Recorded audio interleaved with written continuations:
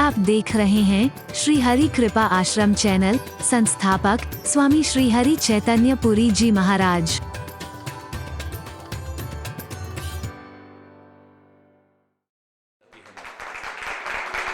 क्योंकि हम अपने आप को परफेक्ट समझ बैठते हैं, हमारे अंदर कोई कमी है ही नहीं। यही हमारे दुख का कारण बन जाता है। हरि बोलना, परफेक्शन लाने की कोशिश नहीं करते हैं, परफेक्ट समझ बैठते हैं अपने आप को।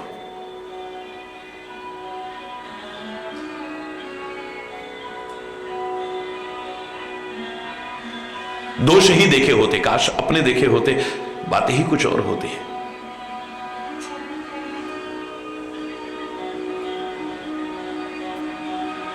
गौतम ऋषि ने देखा कि इंद्र भाग रहा है, ध्यान लगा करके देखा तो उसे गलत नजर आया है। श्राप दे दिया है गौतम ऋषि ने, अहल्या को दे दिया, जाओ तुम जड़ जड़ जड़ कहो या जड़वत कहो, जाओ जड़ हो जाओ, तुम पत्थर की हो गई है। इंद्र तुम इतने बेशर्म हो गए, इतने देवराज होते हुए भी तुम्हारे अंदर कोई शर्म और हया नहीं है। तुम्हारे विचारों में, तुम्हारी नजरों में, तुम्हारे जीवन में इतनी गंदगी भर चुकी है। जिस गोपनीय अंग के पीछे तुम भाग रहे थे, जाओ तुम्हारे चेहरे पर 1000 वो अंग हो जाए। अरे बोलना,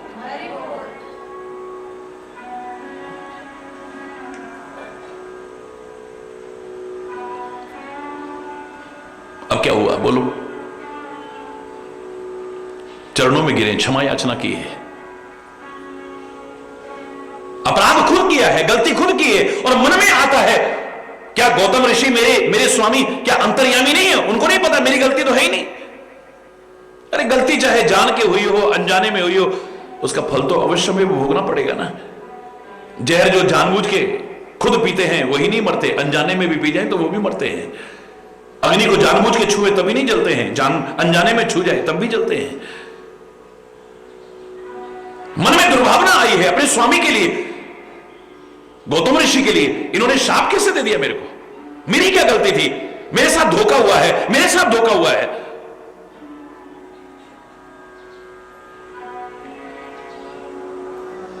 लेकिन अपनी दशा सोच करके चरणों में गिरती है, क्षमा याचना करती है। क्षमा याचना करती है तो गौतम ऋषि देखते हैं कि इसने हृदय से क्षमा याचना की है। जाओ, जिन परमात्मा की एक झलक पाने के लिए लोग योग करते हैं, साधन करते हैं, तप करते हैं, जप करते हैं, यज्ञ करते हैं, पता नहीं क्या क्या करते हैं, फिर भी हो पाते हैं या नहीं हो पाते हैं, वो श्री राम स्वयं आकर के अपनी चरण धूलि देकर के तेरे को कृतार्थ करेंगे, तेरी जड़ता को समाप्त करेंगे, तुझे चैतन्यता प्रदान करेंगे। अब ये बताइए, श्राप है या वरदान है? मुझे इतना बता दो। तब पता नहीं चलता है, बाद में पता चलता है। बड़ों की बात और आंवले का खाया कहते हैं ना, ये बाद में पता चलता है। उस समय बहुत बुरा लग जाता है, हम उनके प्रति दुर्भावना मन में ले आते हैं। जिनका कोई स्वार्थ नहीं है, निस्वार्थ भाव से रात दिन हमारा भला चाहते हैं। जो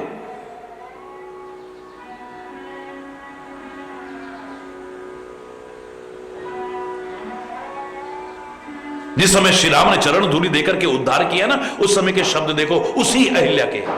मुनिशाप जुदीना अति भल कीन्हा,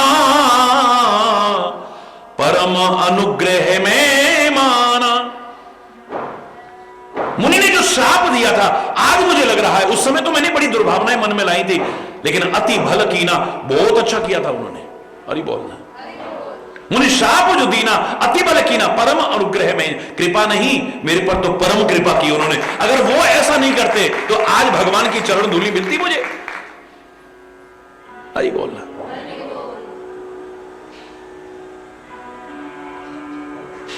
उस समय नहीं पता चलता है, बाद में पता चलता है। इंद्र को शाप दिया, उसने क्षमा याचना की है, तो भगवान गौतम ऋषि कहते हैं, जाओ तुम शर्म के मारे दुबकते फिरोगे, 1000 वो गोपनीय अंग तुम्हारे चेहरे पर होंगे, तो कहते हैं तालाबों में कमल के पत्तों के नीचे दुबकता फिरता था ये इंद्र। हरि बोल। मैं क्षमा याचना करता हूं, हृदय से क्षमा याचना करता हूं और जीवन में कभी गलती नहीं दोहराऊंगा। गौतम ऋषि कहते हैं जाओ, जो गोपनीय अंग 1000 तुम्हारे चेहरे पर मैंने शाप दिया हो जाएंगे, जब तुम श्री राम को जनकपुर में दूल्हा वेश में देखोगे ना, तब ये तुम्हारे 1000 वो गोपनीय अंग नेत्रों में परिवर्तित हो जाएंगे। लोग 2-2 आंखों से भगवान के दर्शन करेंगे, तुम 1000 नेत्रों से भगवान की छवि को देख करके आनंद विभोर हो जाए। और कहते हैं जब भगवान श्री राम को दूल्हा वेश में देखा, उसके 1000 नेत्र बन गए। तो वही देवी देवता जो मजाक उड़ाया करते थे, देखो हमारे राजा को, देखो तालाबों में छुपता फिर रहा है, देखो ऐसे ऐसे कर्म करेंगे तो क्या होएगा फिर। अब शक्ल भी नहीं दिखाता है। आज वही सारे कह रहे हैं, आज पुरंदर सम को नाही। पुरंदर माने इंद्र। आज तो इंद्र के जैसा कोई है ही नहीं। ब्रह्मा जी 8 नेत्रों से भगवान के दर्शन कर पा रहे हैं, भगवान शिव 15 नेत्रों से भगवान के दर्शन कर पा रहे हैं, स्वामी कार्तिकेय 12 नेत्रों से कर पा रहा है। अगर देवों की चर्चा भी करें, आम आदमी तो 2 नेत्रों से कर पा रहा है। एकमात्र पूरे जनकपुर के अंदर जो दर्शन करने आए हैं, इंद्र ऐसा है जो 1000 नेत्रों से दर्शन कर रहा है। वाह वाह वाह, कितना किस्मत वाला है ये, इसको भगवान की छवि 1000 नेत्रों से देखने का मौका मिल रहा है। शाप है या वरदान मुझे नहीं लगता, बुरा नहीं हुआ होगा किसी का। शायद इसलिए सुंदरकांड में आप पढ़ते हो, साधु ते होए न कारज हानि। लाखों करोड़ों लोग सुनाते हुए मिल जाएंगे, हमें ये लाभ हुआ, हमें ये लाभ हुआ, हमें ये लाभ हुआ। तुम्हारी झोली खाली रही तो कारण क्या रहा? उनको दोष देने की बजाय काश अपना दोष देखा होता। चैलेंज करके कह सकते हैं कि संत महापुरुष सदगुरु परमात्मा की शरण में आकर के भला ही हुआ होगा, और क्योंकि हमारा भला नहीं हुआ तो बुरा नहीं हो सकता है। कम से कम बुरा नहीं हो सकता है, कम से कम क्या भलाई है उस समय नहीं, बाद में पता चलती है। हरि बोल। तुलसीदास एक चौपाई में इसका बड़ा सुंदर भाव देते हैं कि सासत करी पुण्य कर ही पसाओ, नाथ प्रभु न कर सहज स्वभाव। जो समर्थ लोग होते हैं उनकी एक विशेषता है, अगर गलती पर दंड भी देते हैं ना, तो उस दंड से मुक्ति का उपाय भी वही बताते हैं। यदि व्यक्ति क्षमा याचना कर ले तो, अपनी गलती का एहसास कर ले तो, गलती का सबसे बड़ा प्रायश्चित यानी गलती का रिपीटेशन न करने का संकल्प ले ले तो। हरि बोलना। यहां गलती नहीं हुई है, लोकोपकार के लिए कामदेव अपने आप को जला के खाक कर देता है। भगवान शिव की समाधि को भंग करने की कोशिश की लोकहित के लिए।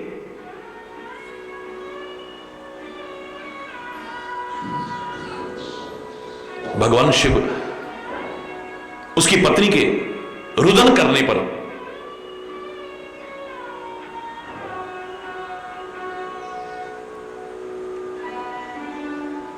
वरदान भी दे रहे हैं,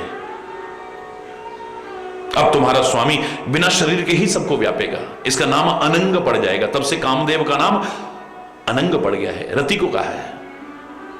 और तेरे पति के साथ फिर मुलाकात होगी, सशरीर भी होगी।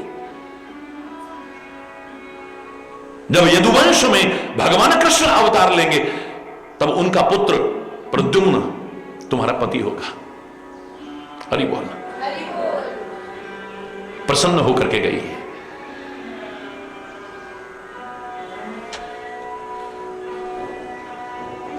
देवलोक में समाचार पहुंचा है तो शिव, विष्णु इत्यादि सारे देवी देवता सब भाग करके भगवान शिव के पास पहुंचे हैं, सब प्रशंसा करते हैं भगवान शिव की।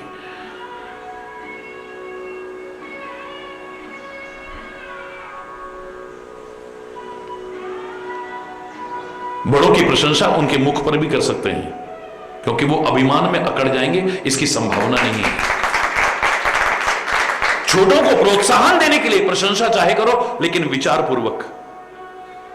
अत्यधिक प्रशंसा कहीं उन्हें उनके मार्ग से भटका ना दे। हरि बोलना। मैं नहीं कह रहा कि हमेशा उनकी बुराइयां ही करते रहो, लेकिन इतनी प्रशंसा भी मत करो कि व्यक्ति अहंकार में अकड़ करके शायद उस मार्ग से भी भटक जाए। मुख पर प्रशंसा, पीछे प्रशंसा करो। और जब बच्चों को पता लगेगा ना, हमारे मां बाप, हमारे बड़े हमारे पीठ पीछे हमारी बड़ाई करते हैं, मेरे शायद उनके मन में और ज्यादा अच्छी भावना आएगी। देखा, सामने तो हमें डांटते हैं, लेकिन वो भी बता रहा था तेरे मम्मी पापा तो तेरी कोई बुराई नहीं, इतनी अच्छाई कर रहे थे, इतनी बड़ाई कर रहे थे तेरी, तो मुंह पर नहीं है। और मैं तो कहूंगा सच्ची प्रशंसा आप लोग वही समझिएगा जो बड़े लोग आपकी पीठ पीछे भी प्रशंसा करें। सामने तो किसी की भी की जा सकती है।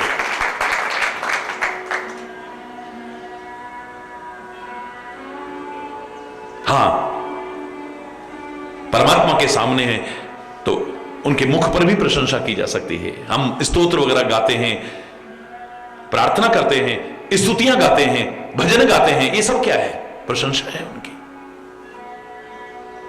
कीर्तन करने का तात्पर्य क्या है? कीर्ति गायन, उनकी कीर्ति यानी यश का गायन करना, उनकी विरदावली गायन करना, उनकी बड़ाइयों को और अच्छाइयों को सामने प्रदर्शित करना। भगवान अभिमान में नहीं अकड़ जाएंगे। सदगुरु के सामने प्रशंसा की जाती है।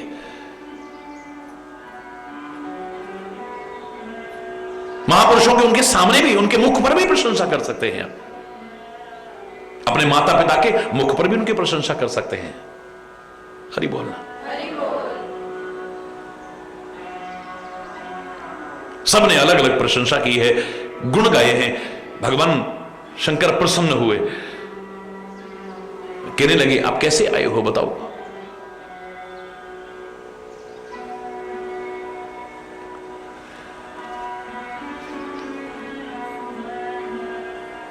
आपका आने का कारण क्या है? ब्रह्मा भी और विष्णु भी कहते हैं, देव भी कहते हैं, प्रभु आप तो अंतर्यामी हैं, सब जानते हैं हम काहे के लिए आए, फिर भी आपको बताते हैं हम क्यों आए। कितनी सुंदर रीति है। अगर बड़े आपसे कुछ पूछें, लो आप तो अंतर्यामी, सब जानते हैं, आपको बताने की क्या आवश्यकता है? नहीं, ये मर्यादा नहीं कहती है। क्लास में अगर कोई टीचर को क्वेश्चन पूछता है, उसको पता है उसका आंसर, आप तो सब जानते हैं, आपको क्या बताना। अरे बोलना, आपको इसका आंसर नहीं आता क्या गुरुजी, जो हमसे पूछ रहे हो? अरे बोल रहा है, बताओ बेटा इसका उत्तर बताओ। प्रश्न पूछा गुरुजी ने, आपको तो आता ही है, आपको क्या बताना। क्लास में अगर टीचर पूछे तो बिल्कुल ठीक है। ऐसे ही संत अगर पूछते भी हैं सब कुछ जानने के बावजूद, गुरु अगर पूछते भी हैं सब कुछ जानने के बाद, परमात्मा अगर सामने प्रकट हो और पूछते हैं आपसे, तो भी कोई ऐसा आज तक उदाहरण नहीं मिला हो कि व्यक्ति ने अपने मन के भाव उजागर ना किए हो। यही कहा है, वो कहते हैं आप अंतर्यामी हैं। कह विधि तुम प्रभु अंतर्यामी, तदपि भगति वस विनवौ स्वामी। यद्यपि आप हे स्वामी अंतर्यामी हैं, आप सब कुछ जानते हैं, लेकिन आपके भक्त होने के नाते हे महादेव आपसे प्रार्थना करते हैं, हम किस लिए आए हैं, हमारे मन में क्या है। हम जानते हैं कि आप सब जानते हो, लेकिन फिर भी हम हाथ जोड़ करके प्रार्थना करते हैं आपसे। सकल सुरन के हृदय अस शंकर परम उत्साह। सब देवताओं के मन में आज परम उत्साह है, और उत्साह किस बात का है कि निज नैनन देखा चाहे नाथ तुम्हारा विवाह। हे स्वामी हम अपने नेत्रों से आपका विवाह देखना चाहते हैं, बस। हरि बोलना। ये आपका जो विवाह उत्सव है, देखिए भर लोचन, आंख भर करके हम देखना चाहते हैं। सोई कच करहु मदन मद मोचन।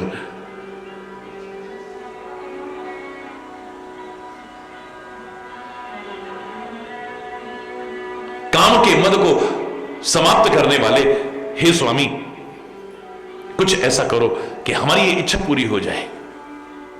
आपने कामदेव को जलाया अवश्य, लेकिन रति को वरदान दिया। हे कृपा सिंधु, ये हमें बहुत अच्छा लगा है। आपने अपने प्रभुत्व के दर्शन कराए हैं, क्योंकि समर्थ लोगों की ये पहचान ही है कि गलती के कारण दंड चाहे दे, लेकिन उसके बाद क्षमा भी करते हैं और मुक्ति का उपाय भी बताते हैं। हे स्वामी, आप सब जानते हैं, लेकिन फिर भी आपको हम बता दें कि आपको पाने के लिए पार्वती ने बहुत कठोर तपस्या की है। अब आप उसे स्वीकार करो। भगवान शिव कहते हैं ऐसे ही हो, कहा सुखवानी, ऐसा ही होगा, चिंता ना करो।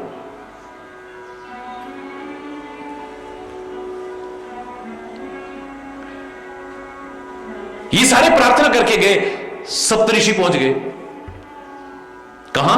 हिमाचल के घर में। और सबसे पहले कहां पहुंचे? पार्वती के पास में। देखा देखा पार्वती, सुन लिया तूने? हमने सब समझाया, तब तेरे समझ में नहीं आई, लेकिन तुझे मालूम पड़ा भगवान शंकर ने तो कामदेव को जला के खाक कर दिया। अब उनके मन में कोई भावना ही नहीं पैदा होगी, विवाह होने का सवाल ही नहीं है अब तो। हरि बोलना। कहा हमार न सुने तब नारद के उपदेश। बड़ा गुरु गुरु गुरु पुकार रही थी। हमने तेरे से कहा था, ये नारद जिसको तू गुरु कह रही है ना, ये दिखावटी है। ये रामायण के शब्द हैं। परीक्षा लेने के लिए सप्तऋषि, उसके प्रेम की परीक्षा लेने के लिए आपने उस दिन सुना विस्तार से। क्या कहा था? मन कपटी थल सज्जन चीना। जिसको तू अपना गुरु कह रही है, ये तो मन का बड़ा कपटी है, ऊपर से संतों के चिन्ह धारण करता है। ये संत मंत कुछ नहीं है। ये आप सरी सब ही चकीना। ये तो सबको अपने जैसा भिखारी बनाना चाहता है। खुद तो कोई काम धंधा है नहीं, सब छोड़ छाड़ के इसके पीछे लगे रहे, बस यही चाहता है ये तो। और ये बोलना, हे पार्वती, जिसको तू अपना गुरु कह रही है, नारद सिख जे सुनहि नर नारी, अवस होए तज भवन भिखारी। इस नारद की, तेरे गुरु की कोई शिक्षा सुन ले, वो घर बार छोड़ के भिखारी बन जाएगा। या अपने जैसा ही बनाना चाहता है सब। कितने घर इसने बर्बाद कर दिए, कितने घर। दो चार एड्रेस बताएं तेरे को। सप्तऋषि एड्रेस बता रहे हैं। चित्रकेतु कर घर इन घाला। चित्रकेतु का घर इन्होंने बर्बाद करा। ए नारद, ये नारद। कनक कसिप कर पुनि असहाल। हिरण्यकश्यप का घर इसी ने बर्बाद करा। ए नारद ने ऐसी पट्टी पढ़ाई, जय श्री हरि जय श्री हरि, ऐसा सिखा दिया उसको, प्रहलाद को। वो अपने पिता से विरोध करने लगा,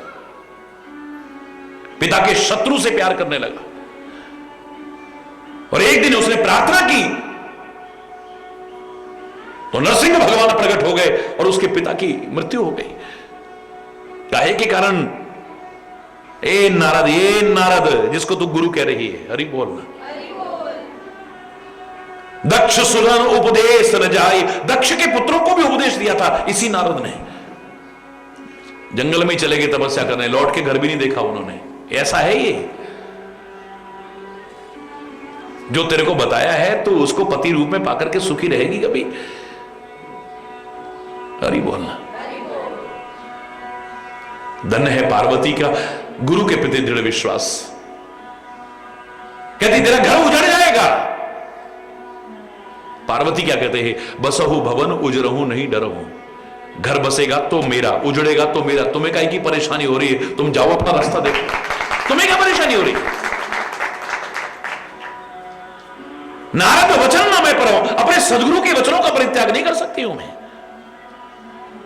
अरे तुम सप्तऋषियों, तुम तो क्या, आप कहीं सतबार महेशु। भगवान शिव भी अगर सैकड़ों बार आके कहे नारद सच्चा सदगुरु हो ही नहीं सकता है, सदगुरु हो ही नहीं सकता है, इसके वचनों का परित्याग कर दो, ये तुम्हें पाने कुछ नहीं मिलने वाला है। भगवान शिव भी अगर आकर के कह दें, मैं उनकी बात को भी नहीं मानूंगी, लेकिन अपने गुरु के वचनों को मानूंगी। हरि बोल। अरे ओ सप्तऋषियों, गुरु के वचन प्रतीति न जेहि, सपने सुलभ न सुख सिद्धि तेहि। जिसको अपने गुरु के वचनों पर ही विश्वास नहीं है, प्रत्यक्ष में तो क्या, सपने में भी सुख और सिद्धि प्राप्त नहीं कर सकता है। भरोसा ही नहीं है तो फिर हरि बोल, फल काहे से मिलेगा? भरोसे से, विश्वास से।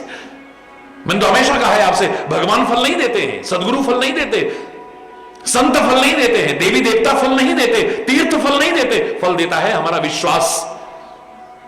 जहां विश्वास है सब कुछ मिलेगा, और विश्वास ही नहीं तो फिर क्या मिलेगा है? और ये क्षेत्र ऐसा है, यहां विश्वास नहीं, दृढ़ विश्वास की आवश्यकता है। क्या हुआ फिर हमारे साथ, फिर क्या हुआ फिर हमारे साथ, सारी जिंदगी निकल गई, लेकिन शबरी का विश्वास खत्म नहीं हुआ है। मेरे गुरुदेव ने कहा है, एक दिन राम आएंगे तो मेरी कुटिया पर आएंगे। मेरे गुरु का वचन झूठ हो ही नहीं सकता है। यहां तो ये क्षेत्र, ये अधकचरे विश्वास का क्षेत्र नहीं है, शंका का क्षेत्र नहीं है, श्रद्धा का विश्वास। हरि बोलना। और उसमें भी अगर अहंकार बीच में आ गया तो फिर श्रद्धा खत्म, विश्वास खत्म, आस्था खत्म, तो फिर पाओगे क्या? खाक है? मैंने आपसे उस दिन क्या कहा, कब से लोग 500 साल से भी ज्यादा हो गए लोगों को रामायण पढ़ते, कभी किसी ने ध्यान नहीं दिया होगा। पार्वती को श्रद्धा रूप कहा है, और श्रद्धा को पैदा किसने किया? मैना ने। किसने कभी ध्यान दिया?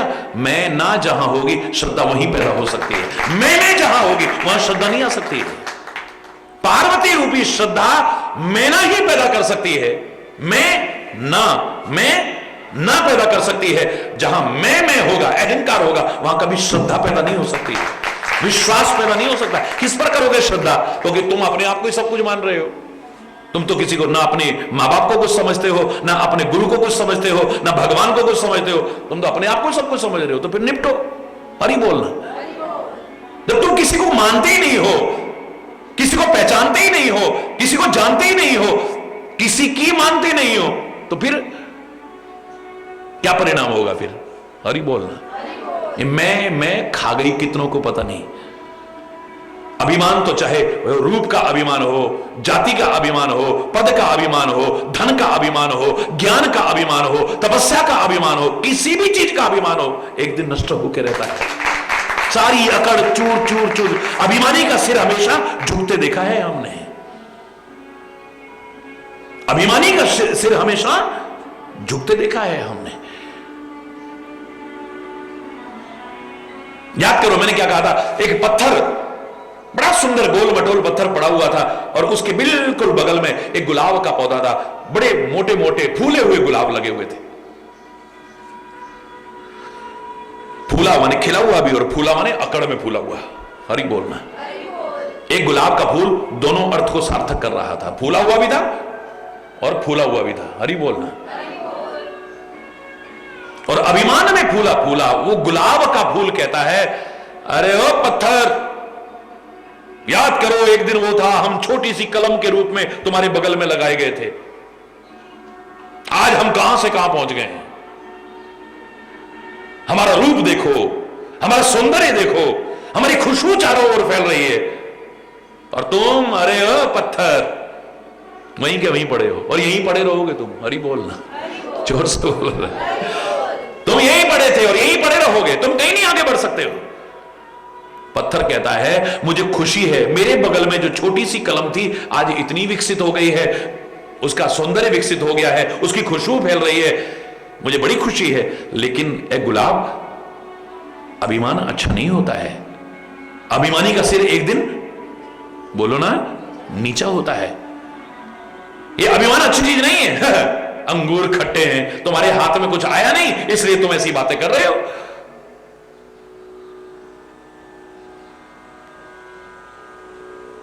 बहुत समझाया उसने, लेकिन उसका अकड़ खत्म नहीं हुई। पत्थर कहता है देखो भविष्य के गर्त में क्या छुपा है, कोई पता नहीं चलता है। कब कौन कहां से कहां पहुंच जाए, कहां से कहां पहुंच जाए, कोई कुछ नहीं कह सकता। इसलिए अच्छा आया है तो अभिमान मत करना, और बुरा आया है तो भगवान से दूर मत हटना कभी। दुख की घड़ियां हैं, ये पार हो जाएंगी। पांडवों पर जो कष्ट आए हैं, आए अपने कर्मों के कारण, लेकिन उसका एक अंश भी किसी पर आएगा, उसकी क्या हालत हो जाएगी। सोचो कैसे झेल गए वो, क्योंकि कष्ट आए जरूर, लेकिन उन्होंने भगवान का साथ नहीं छोड़ा है, उनका दामन नहीं छोड़ा है, उनका हाथ नहीं छोड़ा है। भगवान कृष्ण का हाथ और साथ नहीं छोड़ा है। इतनी भयानक विपत्तियों में भी, प्रतिकूलताओं में भी, मुसीबतों में भी हमारी तरह ये नहीं क्या मिला फिर ऐसा हमारे साथ ऐसा हो गया, हम इतना भगवान का नाम लेते थे, कैसे लेते थे, क्या लेते थे, ये तो वही ज्यादा जानता है, तुम क्या जानोगे। हरि बोलना। तुम्हारा जीवन कैसा है, तुम्हारा आचरण कैसा है, तुम्हारे कर्म कैसे हैं, तुम्हारा स्वभाव कैसा है, वो अच्छी तरह जानता है, तुम्हें बताने की आवश्यकता नहीं है।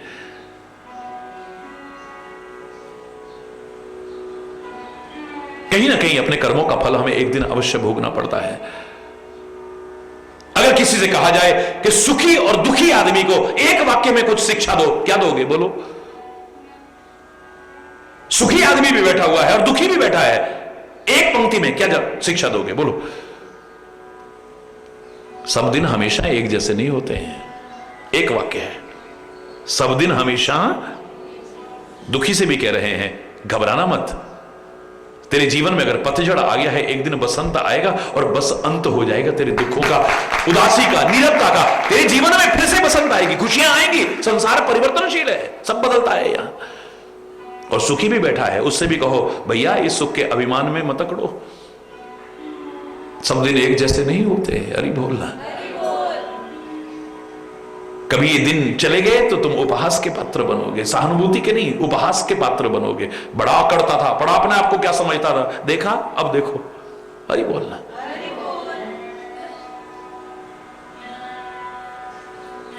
पत्थर कहता है अभिमान मत करो, अभिमानी का सिर हमेशा एक दिन नीचा होता है।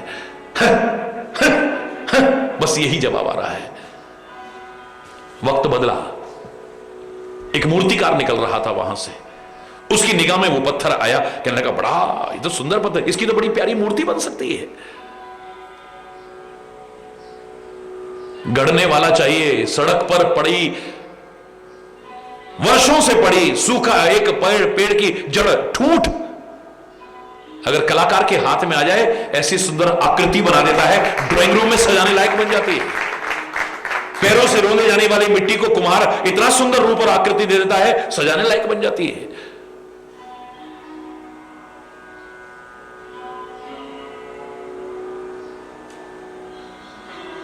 खान में पड़े उस सोना चांदी हीरे जवाहरात जो भी हैं, गंदगी से भरे हुए थे, किसी के हाथ में आ जाए, ऐसा बना दें कि राजा के मुकुट में भी सज जाए। हरि बोल। निखारने चला जाए, प्रतिभाएं सब में है, निखारने वाला चाहिए बस।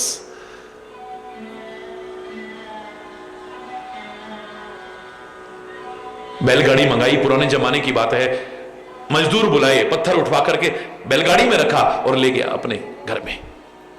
छेनी और हथौड़ी उठाई और चोट मारनी शुरू कर दी। जैसे जैसे चोट लगती गई, सुंदर सुंदर सुंदर रूप उभर करके आता रहा। इतनी प्यारी बिहारी जी की मूर्ति बनी, इतनी ही प्यारी, देखते ही रह गया। मन नहीं कर रहा है उसे अपने से दूर करने को, लेकिन घर में अभाव आड़े आ रहा था, दुकान पर ला करके रखनी पड़ी बेचने के लिए। कोई धनाढ्य व्यक्ति जिसने एक मंदिर का निर्माण कराया था और मूर्ति आकर्षक नहीं मिल रही थी, उसकी निगाह पड़ी, मार्ग में जाते हुए गाड़ी रोकी, मुंह मांगी कीमत देकर के मूर्ति खरीदी, जाकर के प्राण प्रतिष्ठा कराई। बड़े प्रेम और श्रद्धा पूर्वक लोगों ने पूजा करनी शुरू कर दी, विश्वास पूर्वक पूजा करनी शुरू कर दी।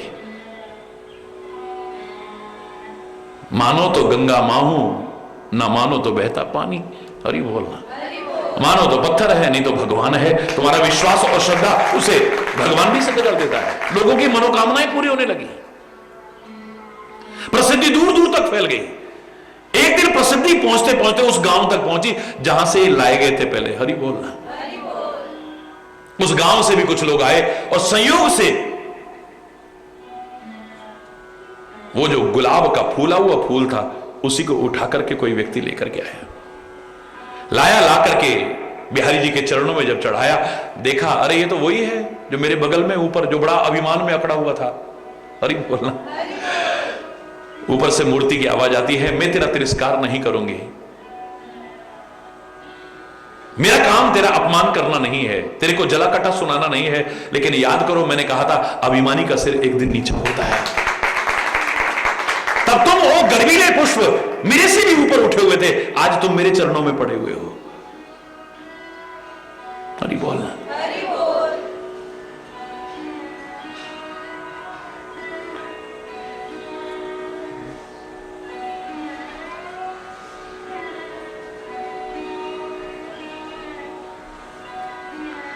परमात्मा का स्मरण करते हुए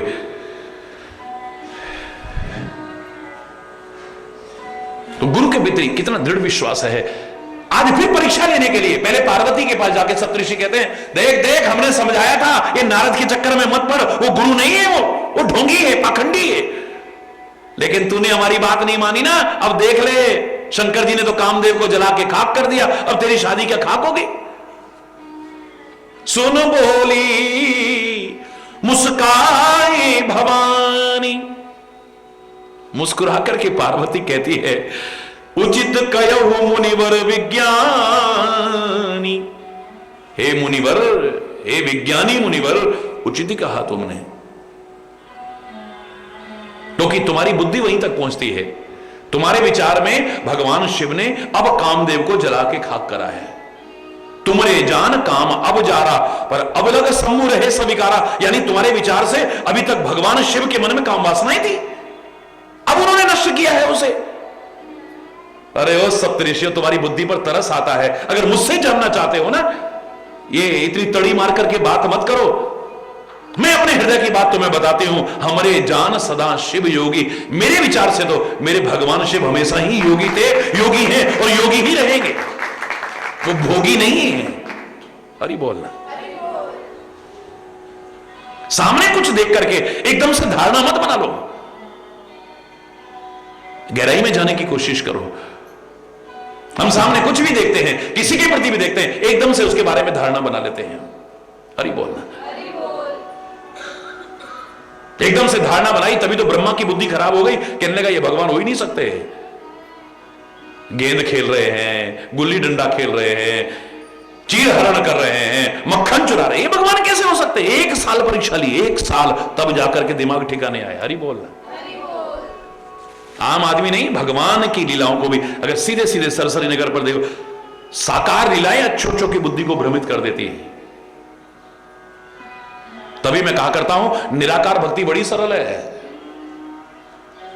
साकार इतनी सरल नहीं है, क्योंकि भगवान की लीलाओं को देख करके, सुन करके, पढ़ करके अच्छों की बुद्धि भ्रमित हो जाती है। हां, सत्संग अगर मिल जाए तो शंकाएं खत्म हो जाती है।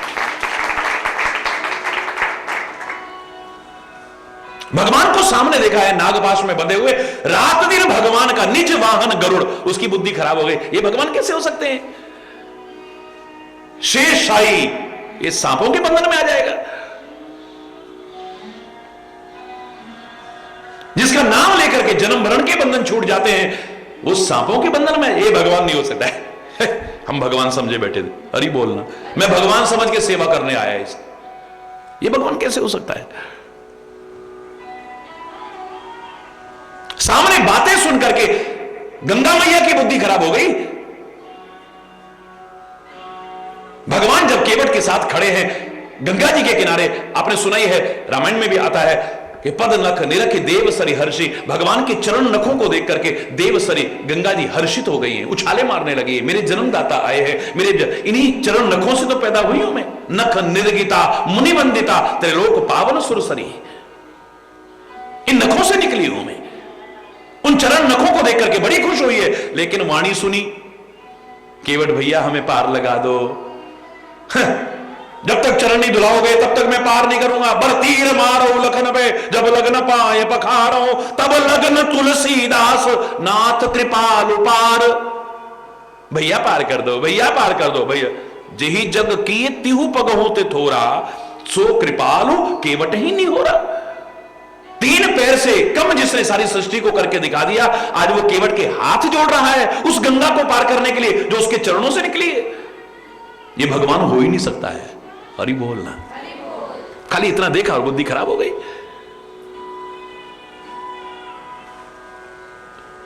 हा सीते, हा सीते, हा सीते, हे खग मृग, हे मधुकर श्रेणी, तुम देखी सीता, ऐसे रोते बिलखते जाते देखा है। पार्वती कहने लगी मेरे पति खुद भगवान है और इनको भगवान कह रहे हैं, ये भगवान कैसे हो सकते हैं, ये भगवान है ये। हरि बोलना। देवता नहीं, आम आदमी तो दूर की बात है, देवता नहीं, देवराज इंद्र की बुद्धि खराब हो गई। ये भगवान हो ही नहीं सकता है। मैं इसको मजा चखाऊंगा, मैं मजा चखाऊंगा इस ब्रज को, ब्रजराज को और ब्रजभूमि को और ब्रजवासियों को डुबो ना दिया तो मेरा नाम भी इंद्र नहीं है। हरि बोलना। 7 दिन तक मूसलाधार बारिश कर रहा है, आखिर में भगवान के चरणों में आता है। और छोटे क्योंकि हम जो सामने देखते हैं ना, उसी को देख करके हम धारणा बना लेते हैं कई बार। हरि बोलना। A little knowledge is always dangerous. अधूरा ज्ञान बहुत खतरनाक होता है,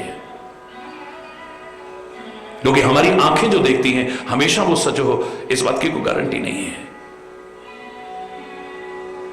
और फिर आप किस नजरिए से देख रहे हो?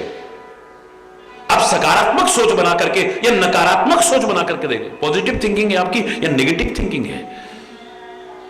अब भगवान ने कंकड़ी मारी, अब जिनके मारी है वो तो खुश हो रहे हैं। मेरी मटकी में मार गयो ढेला, मेरो श्याम बड़ो अलबल, वो तो नाच रहे हैं। तुम परेशान हो रहे हो, ये भी का भगवान है, बताओ कंकड़ियां मार रहा है। ले, तुम्हारी बुद्धि खराब हो रही। हरि बोलना। जिसके मारी वो बड़े खुश हो रहे हैं। हमारे कितने सौभाग्य हैं, हमारी मटकी को फोड़ा, हमारा माखन गिराया, उसमें से चखा, खाया। हमारी तो किस्मत खुल गई, हमारी तो किस्मत खुल गई।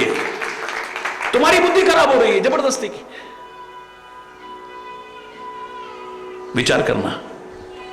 हरि बोलना। जो सामने देख रहे हो हमेशा वो सच हो इस बात की गारंटी नहीं।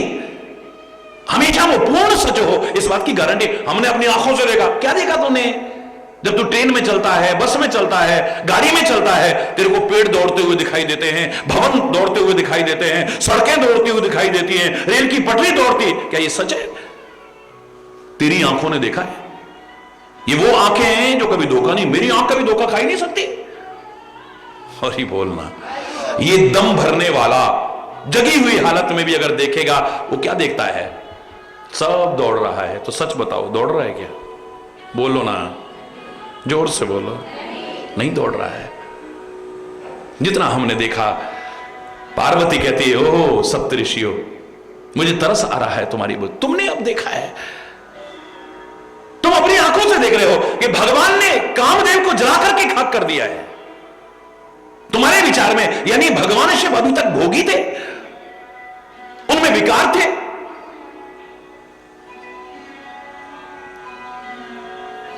मुझे ऐसे सुनाने की आवश्यकता नहीं है। ये सब हमरे जान सदा शिव योगी। मेरे जानने में तो मेरे भगवान शंकर, जिनको मैंने चाहा है, वो हमेशा योगी है, भोगी नहीं है। हरि बोल।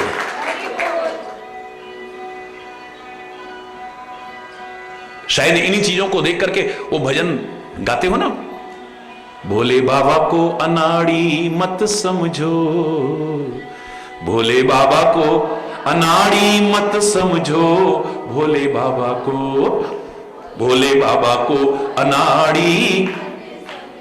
मेरे भोले बाबा के हाथों में खप्पर, मेरे भोले बाबा के खप्पर को देख के भिखारी मत सब।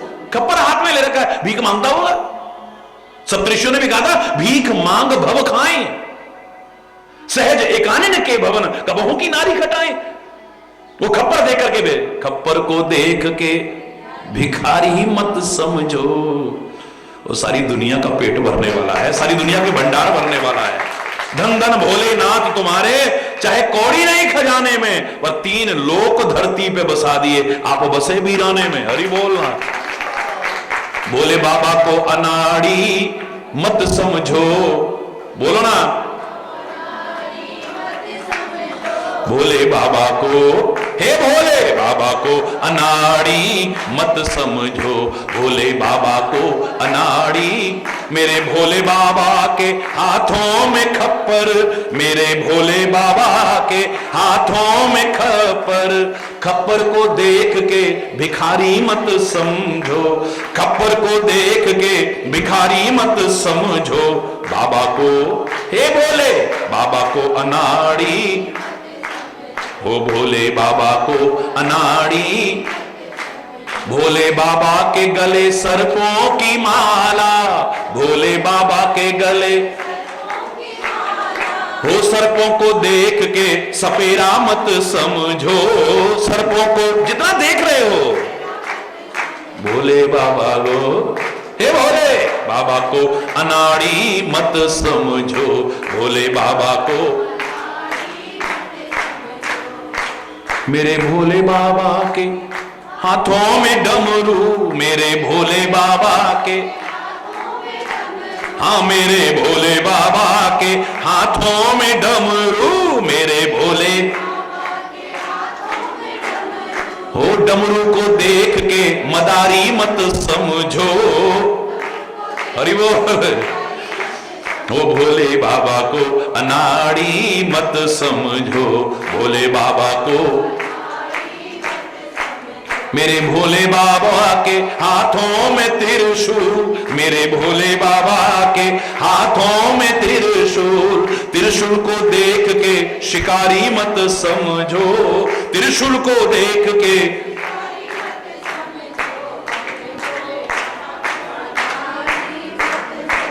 हे भोले बाबा को अनाड़ी, मेरे भोले बाबा के संग में है गौरा, मेरे भोले बाबा के संग में है गौरा, मेरे भोले बाबा के संग में है गौरा, मेरे भोले बाबा के संग में है गौरा।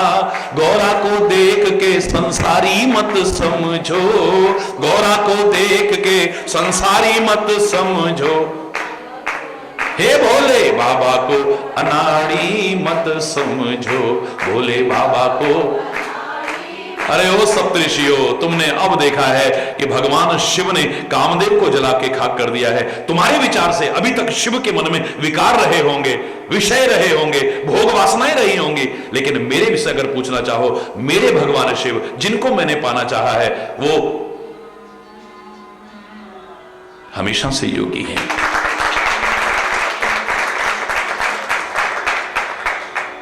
अज अनवज्ञ अकाम अभोगी, अज है वो, अनवज्ञ है वो, अकाम है वो, अभोगी है वो। जो मैं शिव से अस जानी, प्रीति समेत कर्म मन बानी, तो हमार पन सुनहु मुनीसा। अगर मैंने ऐसा विचार करके भगवान शिव को पाने की इच्छा की है, बहुत प्रेम पूर्वक कर्म मन और वाणी से हरि बोलना, तो हमारा प्रण सुन लो।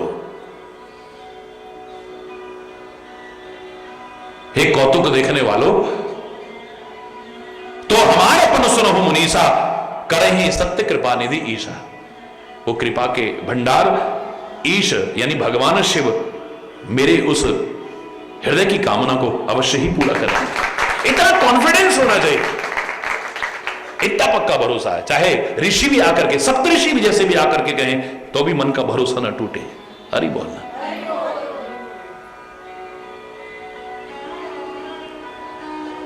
कहीं भी संदेह नहीं आए, प्यार बढ़ता ही जाए, बढ़ता ही जाए, और सत्य इसलिए हुआ जिसके प्रति भी है वो न मिले तुम्हें एक दिन, ऐसा हो ही नहीं सकता। जही के जही पर सत्य स्नेह, सोते ही मिले ही ना कछु संदेह। कोई संदेह की गुंजाइश नहीं है वहां पर।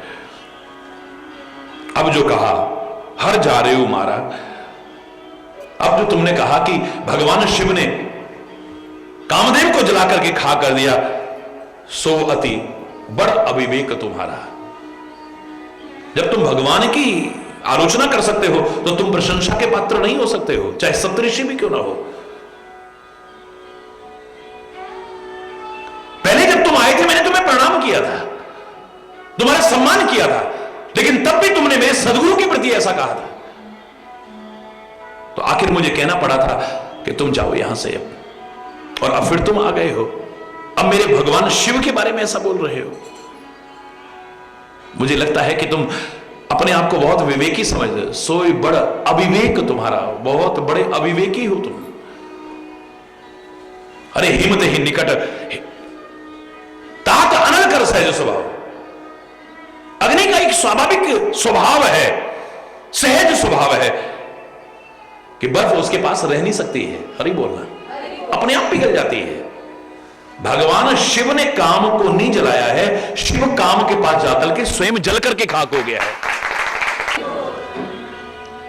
अब अग्नि के पास अगर बर्फ जाएगी या ठंड जाएगी, अग्नि उसे नष्ट करेगी या वो स्वयं नष्ट हो जाएगा? बोलो बोलो, स्वयं नष्ट हो जाएगा। कहते हैं ना, एक बार भगवान सूर्य पर अभियोग चलाया, किसने? अंधकार ने। विधाता की कचहरी में अभियोग पहुंचा कि हे विधाता, आप तो सारी सृष्टि का निर्माण करते हो और जिनका आपने निर्माण किया है उसकी सुरक्षा की भी व्यवस्था की है, आपने मुझे बनाया ही क्यों अगर मेरी सुरक्षा का इंतजाम नहीं है तो?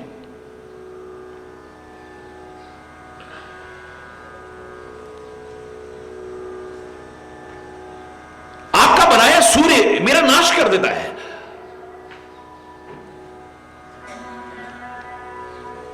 अभियोग पहुंचा है तो जिस पर आरोप लगाया था, विधाता ने सूर्य भगवान को बुलाया, कचहरी में बुलाया।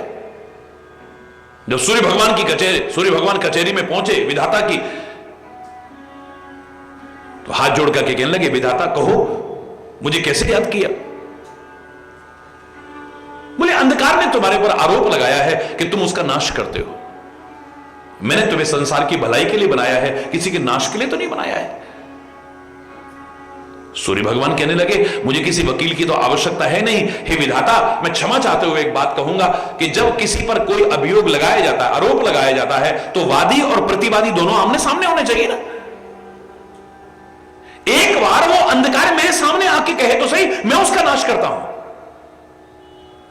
आप सामने बैठे हुए हैं, उसे भयभीत होने की आवश्यकता नहीं है। एक बार आ जाए, बस एक बार आके मेरे सामने कह दे, मैं उसका नाश करता हूं।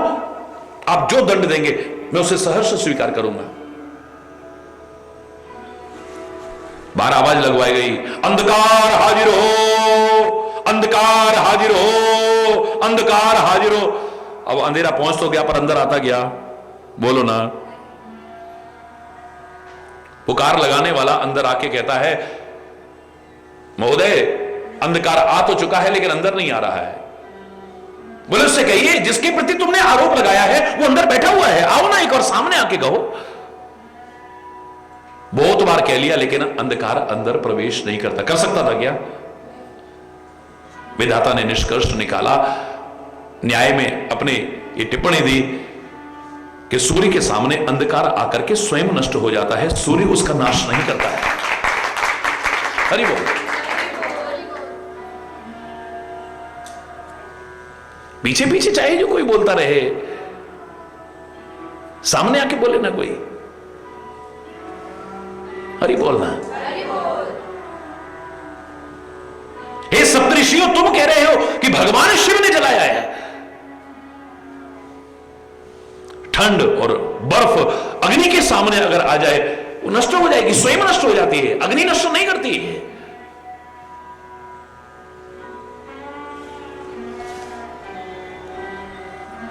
बस वही मेरे शिव के बारे में कह सकती हूं मैं, इससे ज्यादा नहीं कहती हूं। सप्तऋषि चरणों में गिर पड़े हैं, धन्य है तेरा प्यार, धन्य है तेरा विश्वास, हम तेरे को नमन करते हैं देवी। ये हर्षे मुनि वचन सुनी, देखी प्रीति विश्वास। ऐसा तुम्हारा प्रेम हो, ऐसा विश्वास हो। जरा किसी ने कहा हमारा प्यार खत्म हो गया, हमारा विश्वास खत्म हो गया है? हरि बोलना। दृढ़ता नहीं है उसमें। जब तुमने मन में प्यार और विश्वास पैदा किया था, कितना कुछ देख करके किया था, किसी के कहने पर तो नहीं किया था। किसी के कहने पर तुम कहीं आ सकते हो, लेकिन दिल में विश्वास और प्यार तो किसी के कहने पर तो पैदा नहीं हो सकता। लाख कहते रहो तुम, जब किसी के कहने पर प्यार और विश्वास पैदा नहीं होता तो किसी के कहने पर टूट कैसे जाता है? विचार करके देखिए। अरे वो खंडित कैसे हो जाता है? इसका तात्पर्य आपको भ्रम था कि हमारा प्रेम है, हमारा विश्वास है किसी के प्रति भी, वास्तव में दिखावा था खाली। एक भ्रम जैसा था तुम्हें प्रेम और विश्वास होने का, जो समय आते ही उजागर हो जाता है। अरे बोलना। धन्य है देवी, चले भवानी ही नाए सिर, गए हिमाचल पास। मां पार्वती के चरणों में प्रणाम करके हिमाचल के पास जाते हैं। क्या हुआ? शेष कल।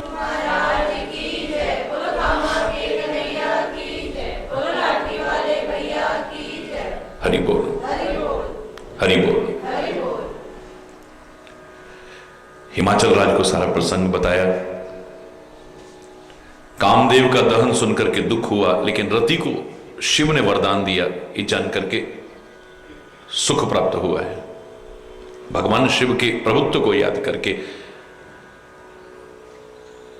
सभी मुनियों को बुलाया, शुभ नक्षत्र शुभ घड़ी सुधा करके और लगन तैयार की है।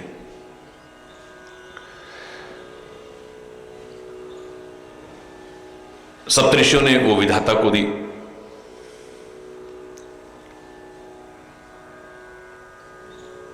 हृदय में अपार प्रेम हुआ।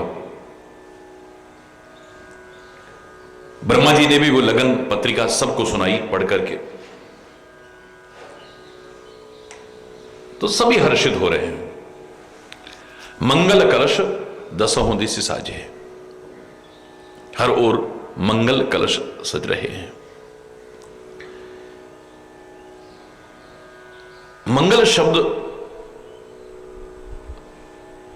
सुख और आनंद की घड़ियों में पूरी तरह से ओतप्रोत हो जाता है। मंगल शब्द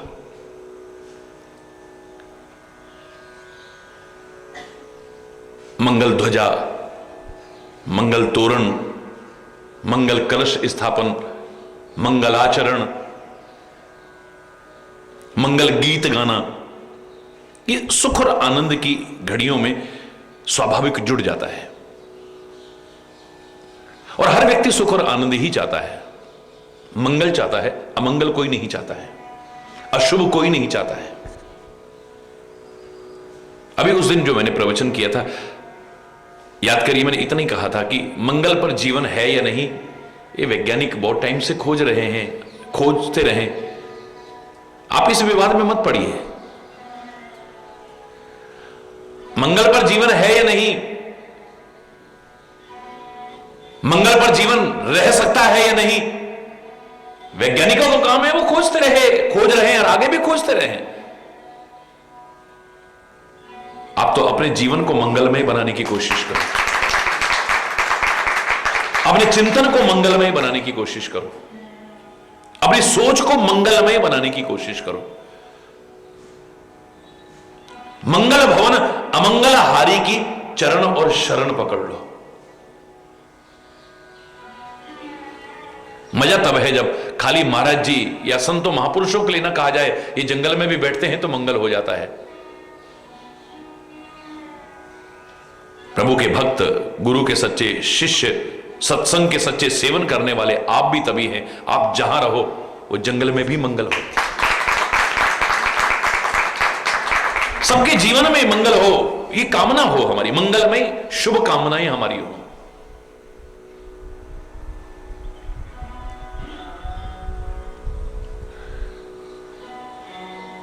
गुरुदेव के मार्गदर्शन को अपनाइए, जीवन मंगलमय बनेगा।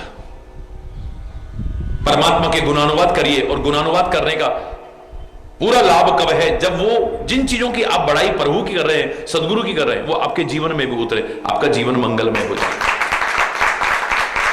शायद इसीलिए कहा है, मंगल करनी कलमल हरणी तुलसी कथा रघुनाथ की। श्री राम की जो कथा है ये मंगल करने वाली है, कलिमल हरण करने वाली, अमंगलों का हरण करने, क्योंकि उसके लिए हम कहते ही हैं मंगल भवन अमंगल हारी। हम ये श्लोक बोलते हैं, बड़ी अच्छी बात है।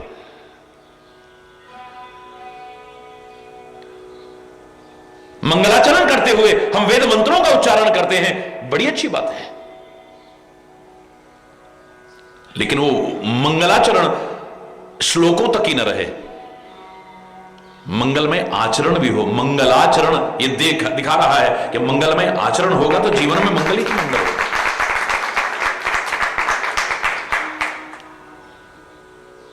संत और सदगुरु के घर में चरण पड़े, मंगल होता है। उनका संग मिलता है, मंगल होता है। पता नहीं कितने अमंगल टल जाते हैं, कितनी अनहोनियां टल जाती है, कितने अशुभ टल जाते हैं।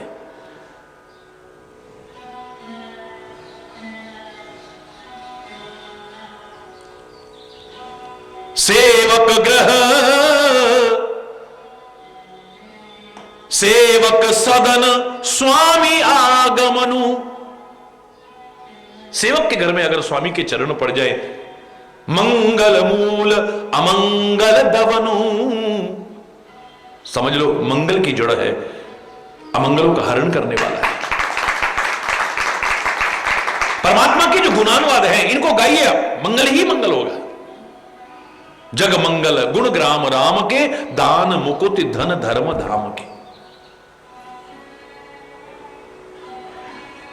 भगवान शिव साक्षात परमात्मा है, लेकिन वो अपने आप को परमात्मा नहीं कह रहे हैं, स्वयं श्री राम के गुण गाते हैं,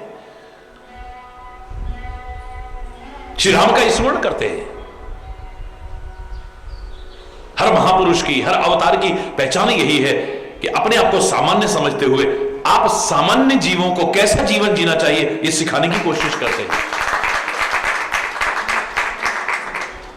हर समय मंगलमय चिंतन है, मंगलमय आचरण है। मंगल भवन अमंगल हरि का स्मरण है। तो इससे ज्यादा उदाहरण नहीं हो सकता कि अमंगल वेश धारण करते हैं सारा। मैं नहीं कह रहा कि आप अमंगल वेश धारण करना नहीं, लेकिन आप इस उदाहरण को नकार नहीं सकते हैं कि अमंगल वेश धारण करते हुए नाग इत्यादि को धारण करना, नरमुंडों की माला धारण करना, शमशान की विभूति को लगाना, नग्न रहना, ये सब अमंगल में है। लेकिन अमंगल वेश होते हुए स्वयं मंगलमय है और औरों के जीवन को मंगलमय बनाते हैं। इससे अच्छा उदाहरण काहे के परिणाम स्वरूप, काहे के परिणाम स्वरूप इन महापुरुषों को, इन अवतारों को खाली अपनी कमियां छुपाने की ढाल ना बनाए हम। आनंद तब है जब इनसे जो शिक्षा मिल रही है, प्रेरणा मिल रही है, उपदेश मिल रहा है, संदेश मिल रहा है, उसको भी समझें और जीवन में अपना करके अपने जीवन को मंगलमय बनाने की कोशिश करें। हमारे जितने भी शुभ और सुख और आनंद की घड़ियां होती हैं उनमें मंगल शब्द जरूर जुड़ता है। क्या स्थापित करते हो? मंगल कलश स्थापित कर। उसका नाम खाली कलश स्थापना नहीं है, मंगल कलश कहते हैं उसको। और मंगल कलश पूर्ण कब होता है? वो कलश मंगल कलश कब बनता है? जब उस पर नारियल धरते हैं तो। हरि बोल। वरना कलश है। मंगल कलश कब होता है?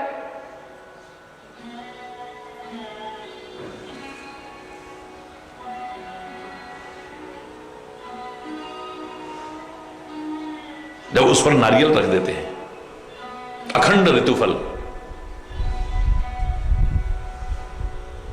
और मैंने आपसे कहा था नारियल की क्या विशेषता है? वो हमारी तरह अनग्रेटफुल नहीं है, एहसान फरामोश नहीं है, कृतज्ञ नहीं है। क्या दिया है मां बाप ने मेरे को, क्या दिया है गुरु ने मेरे को, क्या दिया है भगवान ने मेरे को, क्या दिया है सनातन ने मेरे को, जो हम ऐसा कह उठते हैं मूर्खतावश। नारियल को इतना महत्व हमारी भारतीय संस्कृति में क्यों दिया? कोई भी मंगलमय आयोजन उसके बिना अधूरा क्यों माना है? कि लोग सीख सकें। देखो नारियल सागर के किनारे, ये सागर वाले इलाकों में पैदा होता है जहां खारा पानी होता है। ये खारे पानी में या खारे पानी के क्षेत्र में पाया जाता है। और इसे कभी भी तोड़ के देखो, तुम्हारी तरह एक राग नहीं लापेगा क्या दिया है हमको, क्या दिया है। वो कह रहा कभी भी तोड़ के देख लेना, मैं कहूंगा मुझे जल दिया है और तुमने खारा दिया था, मैं मीठा करके लौटा रहा हूं। जो तुम्हें दिया है इसे गंदा करके नहीं, प्रदूषित करके नहीं, और अच्छा करके दो। चाहे जीवन मिला है इसे और अच्छा बना करके अर्पित करो प्रभु को।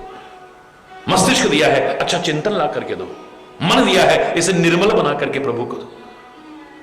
ये परमात्मा की अमानत है, इसे लौटाओ लेकिन निर्मल करके लौटाओ। नदियां दी है उसने, उन्हें गंदा मत करो, उन्हें निर्मल करके दो। हवा चलाई है उसने, इस हवा को प्रदूषित मत करो। हरि बोल।